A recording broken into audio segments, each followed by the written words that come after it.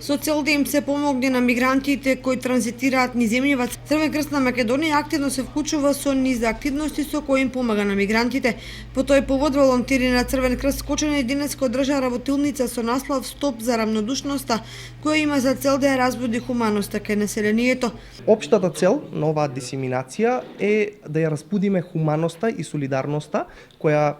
мораме да бидеме искрени, помалку е изаспана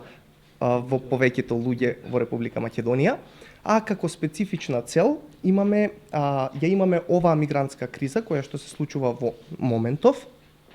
и сакаме да ги прикажеме активностите на Црвениот крст при самата мигрантска криза, со што се допринесува Црвениот крст и кои се активности ги спроведува на терен. Во акцијата за помош на мигрантите е вклучена и општинската организација Црвен крст Кочани и помага донирајќи храна, хигиенски пакети и сето она што им е најнеопходно на мигрантите.